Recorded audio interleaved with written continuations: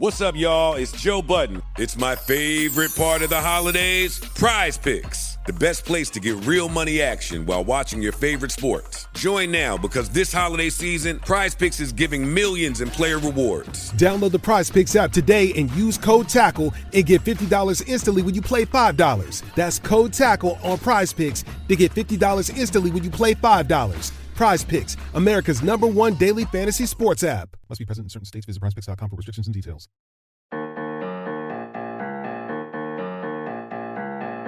You're listening to the Reversing Climate Change podcast by the team at Nori, the carbon removal marketplace. This is a show about the innovators and entrepreneurs developing solutions to climate change. Hello and welcome to the Reversing Climate Change podcast with Nori. I'm Ross Kenny and I'm the creative editor at Nori. Today I have with me one of my colleagues, Radhika Moolgavkar, head of supply methodology at Nori and host of the Carbon Removal Newsroom podcast. Hey, Radhika. Hi, Ross. How you doing? I'm good. It's nice to have a little crossover here. And also our colleague, Asa Kamer, producer of the Carbon Removal Newsroom podcast. I also put in here Meme Lord and Sopranos aficionado. Is that okay with you, Asa? Yeah, I accept. Thank you for having me, Ross. Is this your podcasting debut? Yeah, I believe it is. Wow, that is very fun. This is the only podcast I would debut on, Ross. The only one? Okay. Oh, yeah. Yeah. Oh, well, I'm honored. Happy to do a show here about Carbon Removal Newsroom. I'm very curious how much of our audience knows we have another podcast, has listened to it before. I wanted to introduce it, talk about why it's a cool addition, something different from reversing climate change, how exactly it works, and maybe just get a sense for your personalities. So what if we just started, though, by explaining who you both are, how you got interested in carbon removal, and then we'll work our way into the podcast. And I don't know, Asa, you want Radhika to go first? Maybe I'll let you off the hook a little bit, or do you feel better just diving right in? What's easier on you? I'm happy to go first, or you should do it. We're just going to throw you in. The host of the show, and I think we want to introduce some listeners to what our show is all about, and that starts and ends with Radhika, in my opinion. So, well, thanks so much, Asa. I appreciate it. Yeah. So how did I get involved in carbon removal? I mean, it's kind of a long and painful story, but the short version of it is I have always been interested in science. I have a cell and molecular biology undergrad degree. I came of age in the first .com boom, so that probably everybody now knows how old I am. And I was really also interested in the intersection of startups and different types of science-based technologies. So speed ahead many, many years, many, many life changes, a husband who moved me all over the country. And I finally came back to Seattle and had the opportunity to work at King County. And King County, eventually I worked in battery electric buses. So I got my introduction to kind of emission reductions. Again, it spurred my interest again in environmental tech and startups. Heard about Nori through actually GeekWire, and then had a acquaintance who is an advisor, or friend who's an advisor to Nori. And lo and behold, you guys had your seed series funding and you needed somebody with my skill set, and it all worked out. And now it's been like a PhD in carbon removal for me. What? Which advisor do you know? Katie. Oh, okay. Cool. I always forget you had a molecular science biology background too, and you're a lawyer. You've had quite a varied career. It's pretty intriguing. We just collect these wild cards over here, I think. I have. I've been everywhere from Microsoft to a big law firm to a small law firm to the county. So I have experienced a lot of different things with a huge break in working in between. So to all those people who take some time off because of parenting, there's always a way to get back in. Don't give up. That's my piece of advice for the day. Great advice. Asa, I think, did I meet you originally through air miners? Is that how this happened? Yeah, I think so. Okay. And how did you find your way into air miners and carbon removal? Well, that's a great question. I mean, I've, grown up sort of a generation, grown up learning about climate change, being concerned about climate change. And even when I was like an undergrad a long time ago, I studied environmental studies as my, focus, and climate change and climate science was a big part of that. And I even took a class where I got to study soil carbon sequestration back in the aughts. So, back in Obama's first term.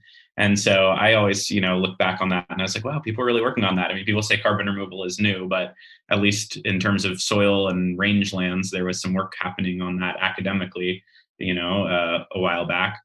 And then after college, didn't really stay too connected with climate change in terms of my work. I worked in the mental health field, and then was working for, my last job was with a local elected official here in the Bay Area.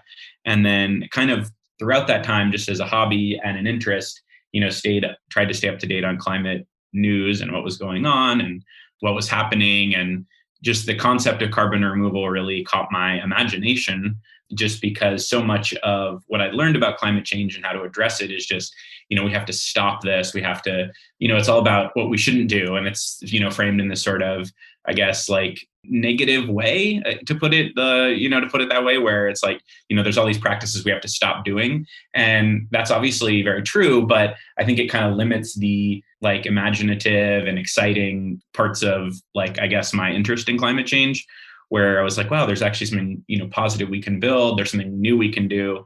And, carbon removal is still very nascent. We don't want to get too like techno optimist about it, as people would say. I don't want to overstate how important it will be, but there's something really interesting about it. So I wanted to learn more, and just kind of was reading what was available online at the time. There wasn't a lot. And I'm trying to remember what it's called, but Carbon 180, when they had their previous name, I think it was like Center for Carbon Removal, kind of found their website. And they were also located in the East Bay where I am. And, they had a lot of materials, and they also had like a Slack group. So I was like, okay, that's cool. Like, I'll see what people are working on. And then that became air miners, and then, just started following that. So it wasn't really a professional interest for years, just something I kind of wanted to learn more about and stay up to date on and kind of geek out on. And then one thing led to another. There's this podcast, and people are making memes, and Ross is DMing me about a podcast, and, here I am. So it's kind of a great thing. And I'm also coming off of a break for parenting and for having a new child. So that's cool that, Radhika, we can both relate on that. And it's kind of been a good fit, because I get to keep following this topic and, keep up to date on the news and listen to really, really smart people talk about it. So yeah, that's kind of what led me here. We're lucky to have you, well, both of you really. There was a whole prehistory to Carbon Removal Newsroom too, because I had this idea. It has to be like I don't know when the first episode came out, but the idea probably wasn't that far before that. Reversing climate change episodes, listeners know, tend to be, I usually describe them as evergreen. They're bigger topics. I try not to do things that will age badly or like right away, like will be out of date. Some of them get kind of loosey-goosey too. They're not always directly on carbon removal. And there's nothing else like it. I think now there is the carbon removal show now, which if you're listening, you should check that show out too. I'm happy there's a lot of good carbon removal content coming out. I think they have a new season coming too. But when we started it, there wasn't a dedicated source of regular carbon removal news. And I was looking at shows like Political Climate or The Energy Gang, these great roundup shows where you have panelists who are experts on these topics, running someone through it. Maybe if you don't have time to read all the papers, well, who really does? Read all the articles and stuff that was happening, listen to all the podcasts. You might have a distillation of that some experts think are the things that you ought to know. Carbon removal should have one of those.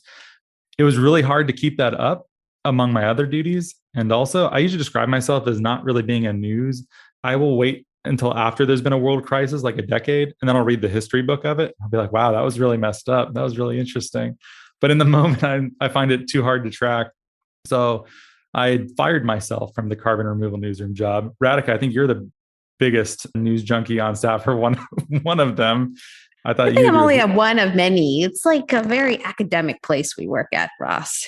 That's true. But I mean, you describe yourself as someone who tracks political I'm a political news podcast junkie for sure. I listen to them pretty much every day. I have a couple of rotations. We usually also kind of heading towards the law as well. Oh, cool. I thought maybe that would be a good place to start. I also thought there wasn't that much carbon removal content that had a right of center voice ever.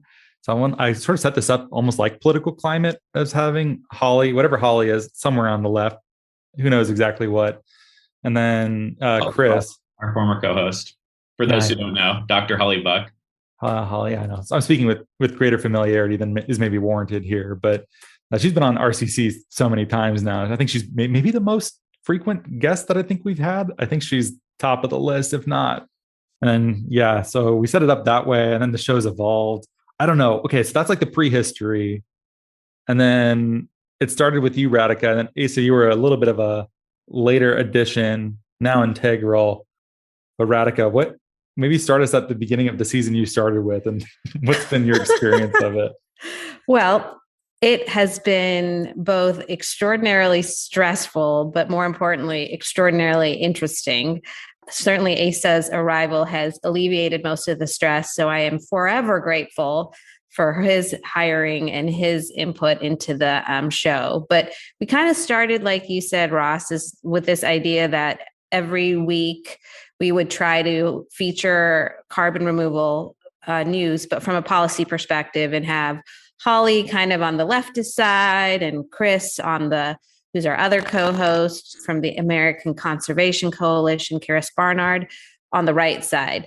The irony of that is I think they often agreed more than they disagreed, and occasionally they disagreed and it'd be fun, but never too vehemently. They were both obviously very professional, but also it kind of gives you hope to know that they actually agreed on a lot of solutions. And so maybe it's not so much about the solutions, but about how they're messaged. But that was too much, right? We couldn't maintain it. The quality of the programming wasn't very good overall. I don't think we had some good shows, but some not so good shows. I could not keep up with enough carbon removal news. And then Ross, I think you came up with this idea of trying to pivot more to a business policy, science rotation of some sort. And after a lot of conversation, we decided that what made sense was once a month business, once a month policy, and once a month science. And we'd have rotating hosts, and Holly and I would be consistent. So we did that for a while. We brought Asa on in that time frame. So we really then expanded the types of topics we looked at. We also brought on Susan Su, who's our business person, and we brought on Jane Zelikova, who's our science person. Jane's now gone for a little bit, but Susan continues to be on the business side. And then we've just sort of evolved from there because Holly moved on to another position that wouldn't allow her to be part of podcasting. And so now we kind of have a rotating guest list, and Asa comes up with all sorts of great guests and great topics. And we, have been diving into it and have had some really interesting conversations, particularly on the business side. We still try to keep it a little bit left, right, and center-ish, but obviously people tend to agree more than they disagree on these things because we're all in carbon removal, but have had some really interesting conversations on how you move carbon removal forward and what are the priorities and how you should prioritize and what are the roles of markets versus government. I have so many painful memories of these growing pains of the show too. I always believed in it. I knew there was a good show in there, but the logistics of getting the right people and the right cadence and all this, I feel like I have a couple of gray hairs just from this show alone. But now it works and I'm really proud of it. It's my favorite show. It's the one that I listen to the most frequently on my own, and not even because I'm obligated to for work purposes. I find it to be a fascinating read. If you care about carbon removal, I don't think there's anything else quite like it. Casey, you're nodding your head affirmatively. Sounds like this is a show also built for you. Yeah, absolutely. I mean, I was a listener first, and I think I've told you this, I remember a episode maybe 2 years ago where you and Tito from Air Miners were going through like a DOE grant list of like sub-$1 million grants to various university groups and startups to work on direct air capture. And I mean, I was interested. I was like, this is the content that I want because I know enough to kind of know what they're talking about, but want to learn more. And I was like, this is great, And so that kind of got me hooked. I think that was maybe the first show I listened to, and then have subscribed ever since. So, and now you run it, Asa. You're basically the brains behind it. Well, I'm just trying to, keep up the level it was at. It sounds like there was a lot of stress and difficulty getting it there, but I feel like since I've plugged in, I've just kind of kept it running. I haven't had to reinvent the wheel. And also we have a lot of like super informed people who we bring on the show. So it's kind of easy because I just make a list of the big topics that have happened and kind of let them go at it. So I will take any credit that, comes my way via their like good work and like smart thoughts. But so please lavish it on. But I mean, yeah, a lot of it goes to the good people we're able to get on the show. I think the beauty of carbon removal right now is it's growing, but it's still a small enough community that everybody is excited to talk about it and excited to explore different ideas. There's much less like polarization, generically speaking, in carbon removal, though it exists. And if anyone's listened to the show, we talk about it, especially in the environmental justice movement. There's a lot of concerns around carbon removal generically. But the people on our show are all just enthusiasts of carbon removal. So it's always fun to talk to them about how they're thinking about it, what floats their boat, what makes them excited. I mean, and that you can't help but enjoy a show where people are so passionate about what they're talking about and what they're thinking about every day. Absolutely. And the level of news, I mean, there's so much going on with carbon removal, but I still feel like we're able to hit the top, like most important points. And so we really get like people who really know what they're talking about the most up-to-date like things happening in carbon removal. And I don't think, that's something I still enjoy listening to because I don't necessarily find that anywhere else. And listeners are now maybe ready for us to stop patting ourselves on the back. But one more thing I'll say is, today, and not to date the show, I hope this is okay, Ross, but, Heirloom, a direct air capture company, announced a $53 million fundraising round. And we had Noah McQueen from Heirloom talking about their tech and scaling DAC, which is what they're doing, just a few weeks ago on the show, and I saw recently that Robert Downey Jr. tweeted about the Open Air Collective's bill they're working on in New York State. And we had Toby Bryce from the Open Air Collective just a few weeks ago. And even Microsoft's report they put out last week about their attempts to, be carbon negative was something. That effort was something we talked about on a recent business episode with, Susan Sue and Naeem Merchant, who is a guest. And so it's like, we really, it's a contained enough, space that we can really touch on the big things that are happening. And, I like that we've been kind of ahead of the curve on some of those big topics, and we'll try to keep doing that. So many backpats, but it's loud. Mm-hmm. When the show started, I had a hard time finding enough shows, and it was very intermittent. The first season would be like, I guess this is good enough for its own standalone show. And that was, some years ago. But now I think you have to be choosy. Like, so-and-so raised another round. Oh, they're always raising a round. Is this really newsworthy at this point? Oh, so-and-so sold out all their supply to such and such a big company. Yeah, you have to be a lot more choosy. Also, Asa, I will give you one pat on the back. Being a producer is a really hard job in the sense that if you do your job well, people don't think you did anything. But if you screw it up, everyone knows it's you and they're very mad at you.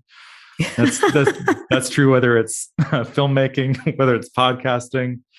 And Radhika, I think that's probably true for your job too, you're in this moderator kind of position or trying to keep the show administered correctly so that the flow works. And I know sometimes there's this tricky balance of how much you want to say yourself versus just make sure the whole thing works well. Do you vanish into the background and make the show work, or is this driven by your personality? What do you think? Well, I'm sure it's a combination of both things. I am very, very, when we're doing the show, I'm actually frequently checking the clock to make sure that we're moving along and we're keeping the pace going. People have a lot to say, but it's got to be meaningful. And so about making that balance when we're talking, it's hard sometimes to get people to stop talking, but I always try to be kind of cognizant of that. And also sometimes it's hard to get people to talk because they're anxious and they don't know how to do it. So I always also try to bring a very loose and relatively not structured style. But there is a little art to keeping things moving forward, which I'm continually working on. I'm not by any means an expert.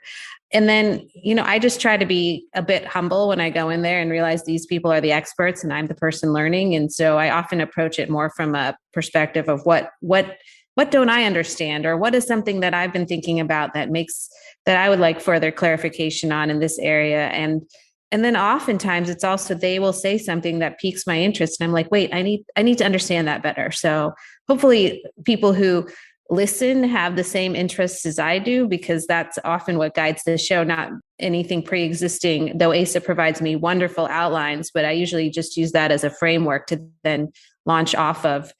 And the other thing I often want to do is not let the guests know what every question is, because then it feels a little stilted, right? So they prepare their answers, but I'm not going to let you use all your prepared answers ahead of time.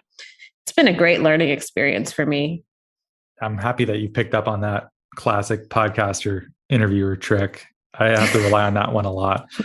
It's also like the relationship is the more they present or the more famous they are, or both, the more used they are to giving a canned answer. And you have to outsmart them almost, and like find ways to not get them into that. Because once they do, it's like, everyone has seen this PowerPoint presentation. It's not good. Yeah. It's not real. This is like part of the subtle arts of trying to interview well. It's not easy. I think some shows I'm like, yeah, I really did a number on that guest, and it came out amazing for him, for them, and for the show. But I also had some where I've been run over. I'm like, wow, I did not do a good job, and that show is terrible because I let that person talk because they are a steamroller. I think your instinct is correct here too. Podcasting being a potentially long form medium, if you allow it to be, in the content justifies it, of having podcasting is probably as close to a public face-to-face conversation about meaningful issues as we have. There's something about the written word that is almost inherently abstract, and Twitter is probably the worst example, where you're just talking to people that you hate. Even though if you talk to them in the same room, you might be able to find some common ground and have a productive, interesting disagreement.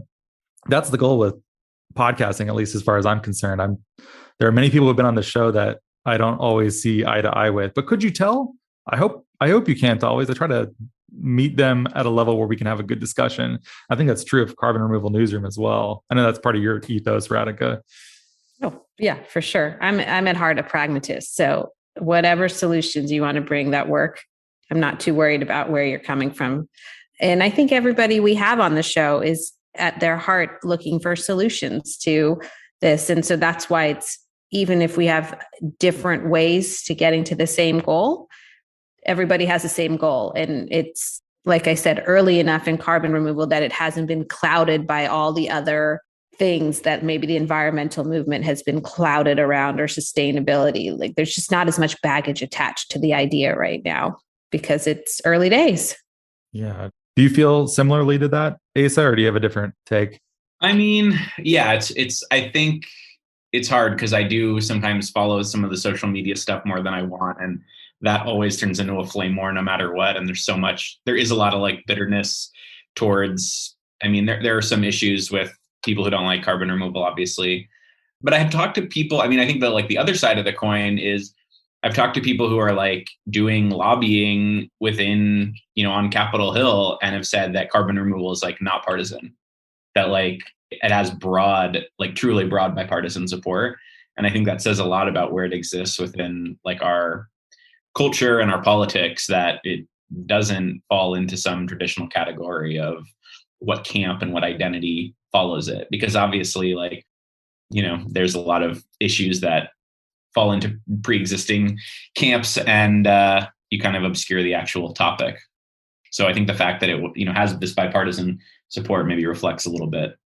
Yeah. Anyway, sorry, Ross. That was a long wording answer. No, it's good. Yeah. That actually makes me hopeful, because I know an issue is almost certainly going to be boring if it breaks along conventional partisan divides. Like, if I know before anything else, I'm like, conservatives are going to think this, progressives are going to think this. Someone listening, let's assume that they haven't heard any of the Carbon Removal Newsroom episodes just yet. What are some recent shows that y'all have done? Well, I can take a couple, and then Asa can take a couple. Maybe I'll name some of my favorites. We just did, and I think it was an Ocean CDR episode with Will Burns and Chris Barnard, talking about all of these new and interesting, innovative ocean deep sea carbon removal strategies. The National Academy of Sciences has released a report about different types of funding and research that is needed. And it was really, really informative, I thought, and just something that was Will did a really nice job of explaining the different technologies in a way that I thought was accessible to all levels, and also explaining both the risks and potential benefits of these solutions. Yes. So the other show was Carbon Direct's, two of their folks, and it was talking about tenure accounting, which is a way to think through the value of nature-based solutions versus more permanent solutions and how you think about the amount of carbon that's being sequestered. It's becoming a much more timely topic right now because there is this disconnect between what we need to do and the technology, especially around permanent solutions. And so nature-based solutions are a good short-term or medium-term solution, but a lot of debate about what that means longer term in particular and what that really means for net zero policy. So those were both really, I think, the very interesting shows and recent. But Asa, what maybe are your two more favorite shows instead of recent shows? That's a great question. I admit to looking back at our list just to kind of pick out a few. We did one in January with Naeem Merchant joining Susan Sue on a business episode, and we stole Naeem's very pithy title to his blog post, 8 DAC companies to watch in 2022. And I highly recommend that one. I mean, it's always great to have a list.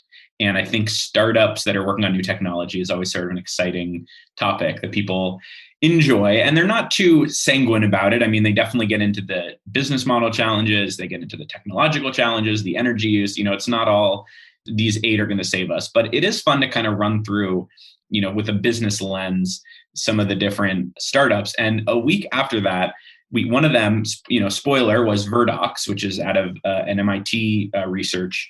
Out of some MIT research, which is doing electrochemical direct air capture. They had a large, I think to the tune, something in the range of 50 million fundraising round, like a week after that. And then they also talk about Heirloom in this episode, which, like I said, today announced a huge fundraise.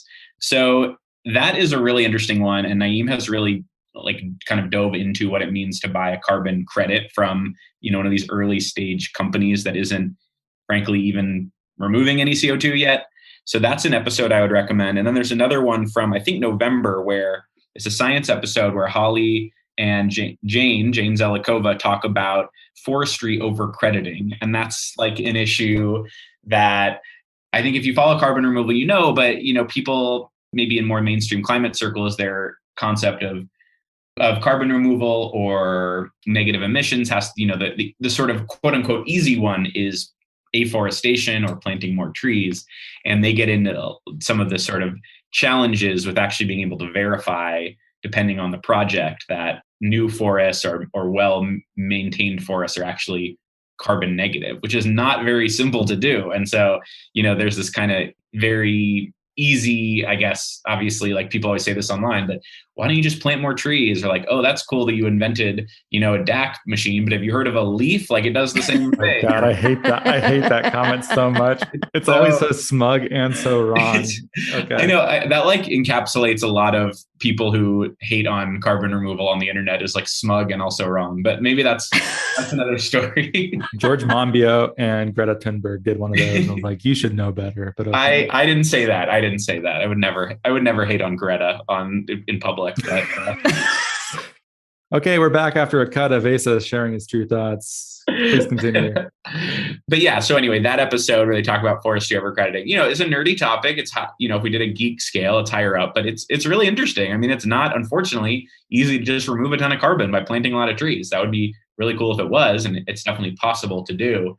But the research into it, paints a very complicated picture. So those are two. I could go on. There's more episodes. There's one where you have Holly and Chris going back and forth about climate reparations. That was a good one. Which is a meaty topic that they just kind of scratch the surface of. But those are some of my favorites. The forest one, not that I didn't know it, but it's kind of like scarred me forever because now every time I see an ad or something where buy this and we'll plant a tree, I'm like, no, don't plant the tree because you might be doing more harm than good. Like monoculture is bad. Yeah. It's a little sad when I think about my hope of trees and now I don't feel as good about them. You just started seeing it everywhere. I saw one, I had to buy a flight recently and they don't really tell you that much. They really make you work for it to find the info. And I'm like, how many people get suckered into stuff that, does nothing, may on net be a negative? Probably a fair number of people with good hearts who just are parted with their money for no reason. Yeah. I mean, everyone likes a tree. Everyone likes a tree. Everyone likes a tree. Yeah. There's so many good ones too. If I had to choose, I would say all of the ones that have me speaking are the ones I like the most. Every single one you were on, Ross, was the best episode ever. Oh yeah, that's how I think about it. No, it's great. I think like such a great deal of pride in this show, being able to just listen and like be involved in it, but very loosely. It's mostly you two who are driving this thing forward. But it's like I made a show for my own benefit. I'm like, oh, I need to know this stuff. What if I sort of like executively produce the thing that I need to be successful at my own job? It's like getting a PhD in carbon removal, I tell you. I mean, it's amazing the level and depth of knowledge of the people who come on our shows. I feel like it's such a dilettante, both in reversing climate change and carbon removal newsroom. I'm like, okay, fancy scientist person who is actually numerate. Speaking as someone who is enumerate, that sounds smart. Thanks for teaching. Anyways, I feel like a doofus half the time. I don't know if you feel that way ever too, Radhika. I mean, pretty much every episode, I'm like, okay, wow, that's in really amazing depth that I don't have, particularly the science episodes. I'm always like feeling just a little bit out of my depth and hoping that it doesn't show too much when I'm hosting. I had to ask Jane one time to teach me how to read a science paper.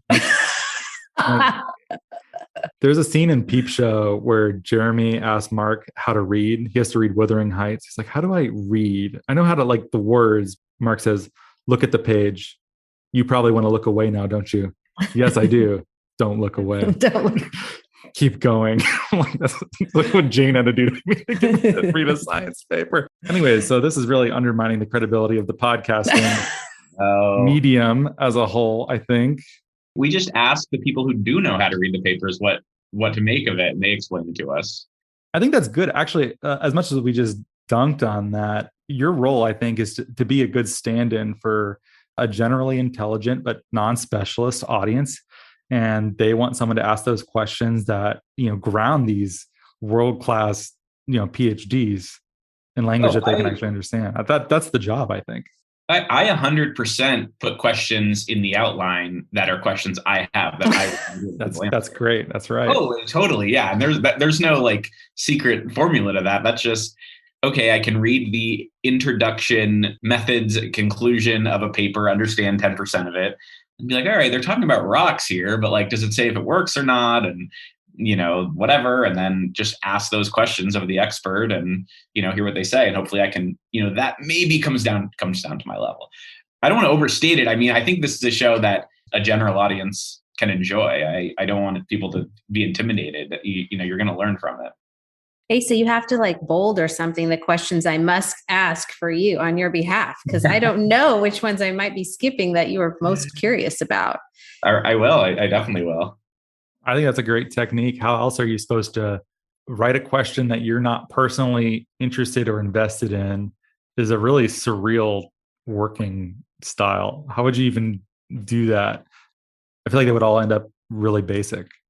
Yeah, I mean, I think we're all curious about this topic and about some of the different like science or policy questions, things that are sort of, like cutting edge, so to speak. And so there is like a level of curiosity. And I think that's like an asset, not a detriment. I mean, if we were just like pure experts, like, I don't know, like you want to not know everything. So you can have that like beginner's mind, as they say, of just like asking questions. What's going on? I don't know. I mean, to me, I think that's how you kind of like unveil certain things that you might not like be able to get otherwise if you're just like hearing their sort of presentation, like we were saying earlier. If you're getting the slide deck, you might not kind of get to some of the more philosophical like sort of belief or, some of the like, I guess like deeper approaches some of these people might have or why they think it's important. Definitely. And I actually was scheduled to go see someone speak in Seattle at the last minute, decided not to, in no small part because I want them to be on the show. And if I see someone else question them for an hour, it won't be fresh. So I was like, why don't I just skip this? I'm always really concerned about that. I don't know if it's the same for you guys at this point. Not so much because I don't think the people we have on the show are probably presenting, but And I think because of the format of the show, having three of us on, it's not a question answer. It's more of a give and take and me kind of moderating it, that there are always sort of interesting paths we go down, because you never know how people are going to react versus, like you said, a direct question and answer on stage. So I'm not super worried about the influence other people have on my questions, but sometimes I do worry about the fact that it is a relatively small community. And so how do you keep the Open Air, for example, was on a lot of shows and in a lot of Slack channels for a while. And so how do we keep our questions creative and different than what people are hearing? And how do you keep the content interesting, even though it might be at its heart similar to something else? A lot of people podcasting and having webinars and stuff across the board all the time. Yeah, Open Air folks, if you're listening, you need to come on our show and give us sort of an exclusive. break some news on our show. That'd be cool. Yeah. Well, is there anything else we should cover before we conclude? Well, not really a question, but we talk about the show a lot, and I know you both think about carbon removal a lot. So maybe you guys we could talk about where we think this is all going. I mean, I would love to hear some subjective, not uneducated, but subjective, sort of from the hip predictions about carbon removal and what's going to happen. That is a hard question, Asa. And I think I'm going to not give you probably a very satisfactory answer, because all I know is I'm optimistic about it. And I think in 10 years, we'll look back and say, oh, it was so obvious, but I have no idea what that path to obviousness is right now. And I'm really right now most interested in the whole dichotomy between nature-based versus, not dichotomy, but the durability questions that are coming up more and more around types of permanence, length of time. I really love what the Carbon Direct people talked about, the vertical versus the horizontal stacking of carbon removal.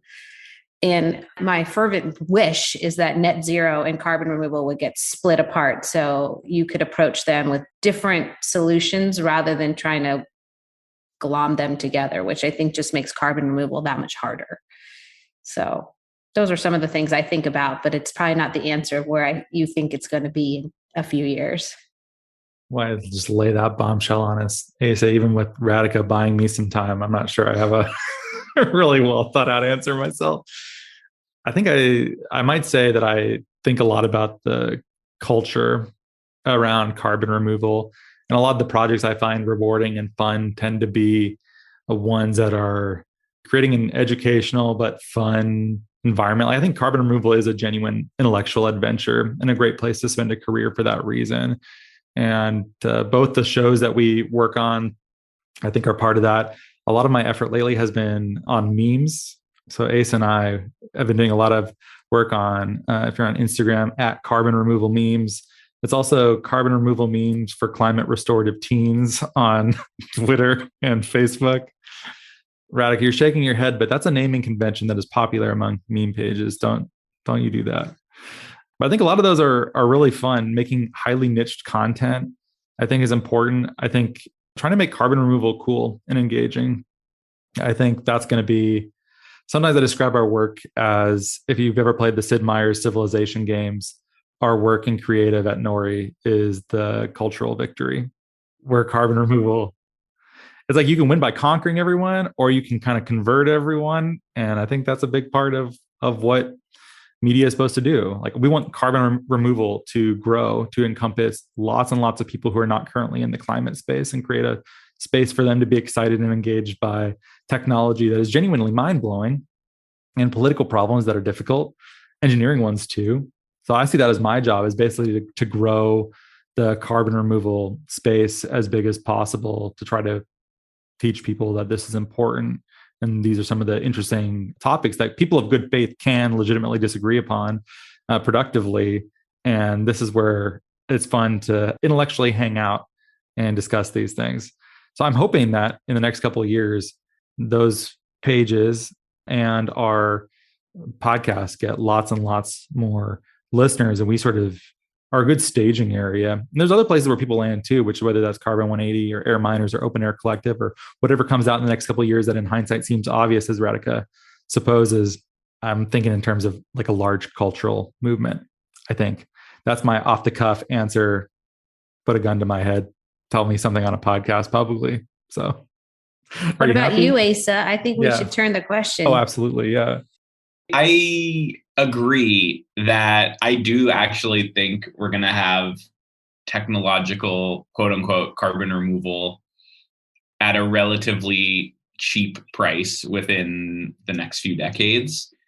And we are going to sort of wonder what all the fuss was about and all the worries about, whether or not it's feasible. And then like the world will go on, and so many of the challenges with climate change will continue, and we'll still have a lot of warming, and we'll have a lot of the like unfortunate like social dimensions and inequitable outcomes of climate change. And, it'll be a piece of it. And one of the things that got me into carbon removal was Holly's book, After Geoengineering. And in that, it's a nonfiction book, but there's these like fictional vignettes. And if I leave the listeners with anything today, it's you should listen to our podcast, but also you should get this book. It's really amazing. And it's all about how the, large scale industrial like carbon removal systems will impact like our society. And yeah, it's really interesting. So I think we will do it. We'll have cheap and large scale carbon removal, and it will help us avoid the highest temperature rise, but it doesn't solve many of the other problems that we face. So yeah, I guess I'm kind of somewhere in the middle of the two camps between people who really believe in it and people who are very against it.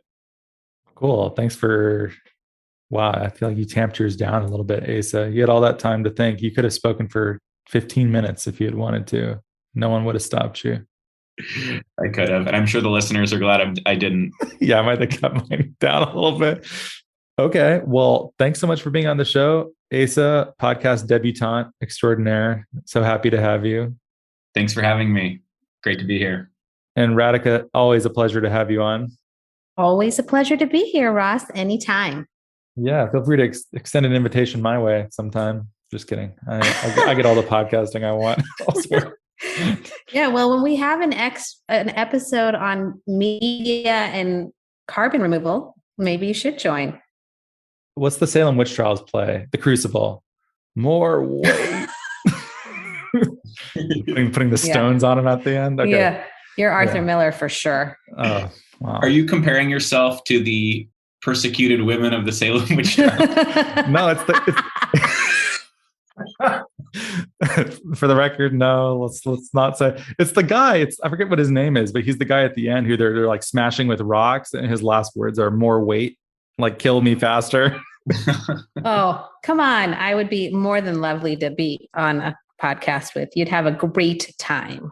Oh no, it'd be super fun. Well, definitely, if you're listening still, check out Carbon Removal Newsroom. It's a great show, my personal favorite. Learn a lot every time. Asa and Radhika do an amazing job at it. And then also, if you like this show, which presumably you do if you made it this far, please give us a great rating and review on Apple Podcasts or Spotify. Thanks for listening. Share it with a friend. And thank you again.